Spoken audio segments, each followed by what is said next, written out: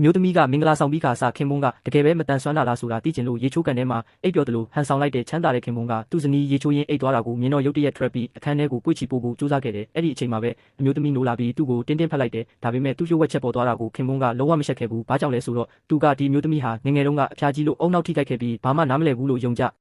ဒီထားတာတကယ်တော့သူမကစိတ်ပိုင်းဆိုင်ရာအပြေးအဝကောင်းမွန်နေတယ်ဆိုတာ तू မသိခဲ့ဘူးအစကသူ့ကိုလက်ထက်ရမှာကအမှဖြစ်တယ်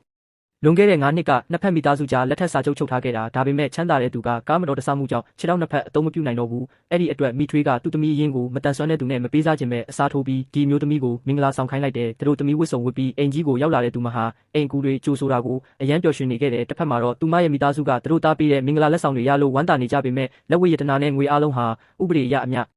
ကိုသမီးနာမည်နဲ့ပဲမှတ်ပုံတင်ထားတာကိုတည်သွားတဲ့အခါအားလုံးစိတ်ပြတ်သွားကြတယ်ဒါကြောင့်သူမကိုပိုင်ဆိုင်မှုလွှဲပြောင်းစာချုပ်လက်မှတ်ထိုးခိုင်းဖို့ခင်မိုးမရှိတဲ့အချိန်ကိုရွေးပြီးအိမ်ကိုရောက်လာခဲ့ကြတယ်အမျိုးသမီးကပျော်ပျော်ရွှင်ရွှင်အပြင်ကိုပြေးထွက်လာပြီးသူ့အဖေကိုမင်္ဂလာဝတ်စုံဘလောက်လာကြောင်းပြောပြလိုက်တယ်ဒါပေမဲ့အဖေကချက်ချင်းပါရိုက်ပြီးစာချုပ်ကိုအခုချက်ချင်းလက်မှတ်ထိုးဖို့အမိန့်ပေးလိုက်တယ်သူတို့ရဲ့အကြံစီကိုနားလည်သွားတဲ့အမျိုးသမီးကတော့မတိနားမလဲတယ်လို့ဆက်ဟန်ဆောင်ပြီးစာမဖတ်တတ်ဘူးလို့ပြောလိုက်တယ်